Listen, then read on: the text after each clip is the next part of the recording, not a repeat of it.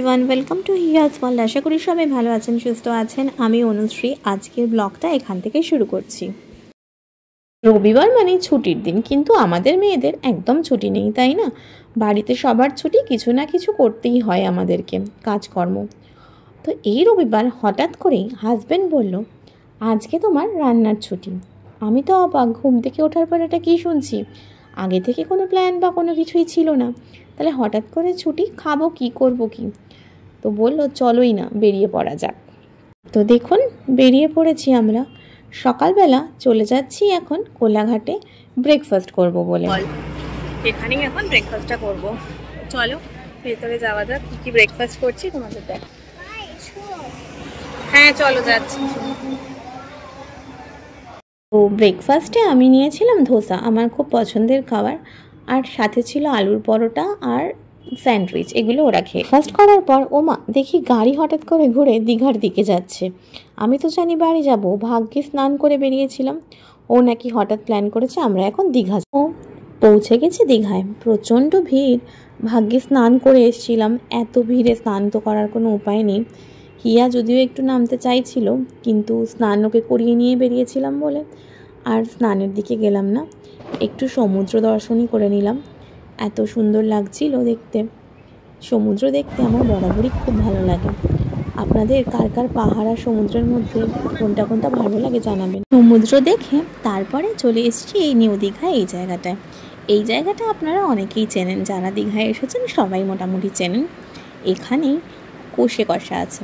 কষে কষাতেই আজকে দুপুরে লাঞ্চটা আমরা সেরে নেব। তো চলুন লাঞ্চটা সেরে। লাঞ্চে নিয়ে নিয়েছিলাম মাছের মাথা দিয়ে ডাল, যেটা আমরা আগে একবার খেয়েছি, খুব ভালো খেতে। এটা রয়েছে ভেটকির পাতুরি, সাথে রয়েছে স্যালাড, এখানে আছে চিংড়ি মাছের মালাইকারি, আর এটা আলুর দম, আর এখানে আলু ভাজা আছে, আর সাথে রয়েছে বেগুনি। আমি তো আলুর দম খাই না, তাই আমার জন্য ডালের সাথে বেগুনি। খাওয়া করে একটু ঘুরতে এদিক ওদিক করতে করতেই সন্ধে হয়ে গেল। আমরা চলে এলাম ওল্ড দীঘায়। গেছিলাম নিউ দীঘায় খাওয়া দাওয়া করতে, ওখান থেকে চলে এসেছি ওল্ড দীঘায়। ওল্ড দীঘার সন্ধেবেলাটা আমার খুব ভালো লাগে, আর এখানে বসার জায়গাটাও এত সুন্দর, তাই এখানে চলে এলাম।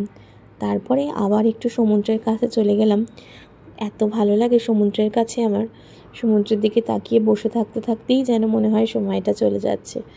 আমরা দুজনেই সমুদ্র খুব ভালোবাসি, আর মেয়েটাও হয়েছে সেই রকম, মেয়েও সমুদ্র খুব ভালোবাসে।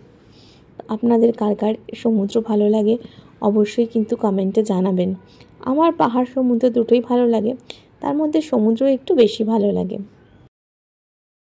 এই যে দাদা এখন চা বানাচ্ছে, এখান থেকে এখন চা খাবো। সমুদ্রের পাড়ে এসে বসলাম একটু ঘুরে টুরে, আর সাথে চা না খেলে হয় বলুন? বেশ সন্ধেবেলা, আর চতুর্দিকে না এত সুন্দর গান চলছে, সাজানো গোছানো। আজকে সানডে বলে ভিড়টা একটু কম, স্যাটারডে হলে যে ভিড়টা হয় সেই ভিড়টা এখানে নেই। আর এখানে আমরা বসে চা খাচ্ছি, আর এই যে হিয়াকে দেখুন বসে আছে। এবার ও একটা জিনিসের বায়না করছে, সেই জিনিসটা নাকি ওর এখন চাই। এবার দেখা যাক ওকে কিনে দেওয়া হয় কি না। এই যে এইটার জন্য এতক্ষণ বায়না করছিল, এইটা পরে বসবে। এবার পরে যেই আমি ভিডিওটা করছি ও প্রচণ্ড লজ্জা পেয়ে গেছে, তাই জন্য মুখই দেখাচ্ছে না যে ওকে কেমন লাগছে ভেবে। দীঘা মার্কেটে ঘুরে বেড়াচ্ছি করার জন্য, দেখাচ্ছি। দেখো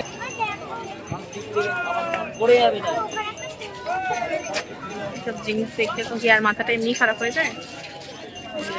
শিং পড়ে চলে গেছে ও, কি দেখবে গো?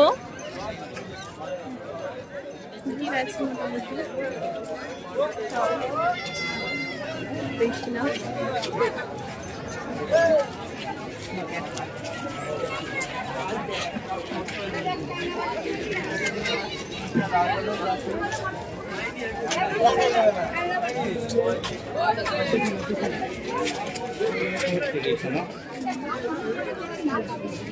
কেনার মতো কিছু নেই, কেনার মতো কিছু নেই, কারণ এত কিছু কিনে ফেলেছে, কেনার মতো কিছু নেই। মেয়েতে গেছে বেলুন ফাটাতে, চলো দেখি।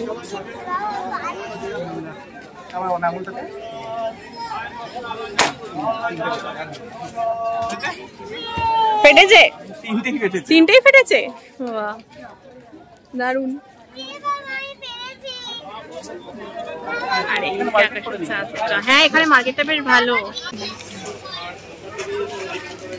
দেখা ওকে এখানে দেখে শান্তি পাও দেখতে। এখানে না অনেক রকমের ব্যাগ আছে, আমি একটু ব্যাগ দেখি বুঝলে। তো দীঘা ঘোরা হয়ে গেছে, এবার বেশ অনেকটাই রাত হয়ে গেছে, 8টা মতো বাজে। এখন বেরিয়ে পড়েছি, যাবো এবার বাড়িতে। যেহেতু হলদিয়ায় থাকি, এখান থেকে 2 ঘন্টা মতো লাগে, 2-2.5 ঘন্টা, তাই পৌঁছে যেতে পারবো 10টা সাড়ে 10টার মধ্যে। কলকাতা হলে পসিবল হতো না। আর যেতে যেতে রাস্তায় একটা রাসের মেলা দেখলাম, সেই জন্যই ভিডিওটা করছি, কারণ হঠাৎ করে তো গাড়ি এভাবে দাঁড় করাতে পারবো না, তাই জন্য ভিডিওটা করছি। মেলা দেখতে কার না ভালো লাগে, হিয়া একটু বলছিল নামবে। আর মেলায় সব থেকে আমার ভালো লাগলো এখানে এই ঠাকুরের মূর্তিটা, কি সুন্দর না ঠাকুরের মূর্তি। সে মেলা দেখে একটু এগোতেই দেখলাম এখানটা কি সুন্দর করে সাজিয়েছে, পুরো লাইট দিয়ে সুন্দর করে সাজানো। এই সামনেই আছে মা নাচিন্দার মন্দির।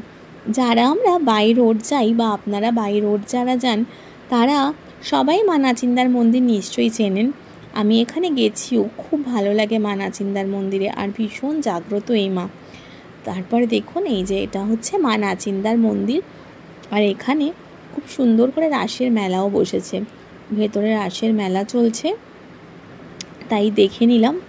দেখে নিয়ে মা নাচিন্দা তো ওইভাবে দর্শন করা যায় না, ওই বাইরে থেকেই মাকে প্রণাম করলাম, কারণ দাঁড়াতে পারিনি। সব কিছু দেখে আবার বাড়ির দিকে আস্তে আস্তে রওনা দিচ্ছি। সারাটা দিন বেশ ভালো কাটলো, একদম অন্যরকম একটা রবিবার কাটালাম। আজকের মতো ব্লগটা এখানেই শেষ করছি। যদি আপনাদের ভালো লাগে লাইক কমেন্ট শেয়ার করবেন, আর আমার চ্যানেলটাকে অবশ্যই সাবস্ক্রাইব করবেন। সবাই খুব ভালো থাকবেন, সুস্থ থাকবেন।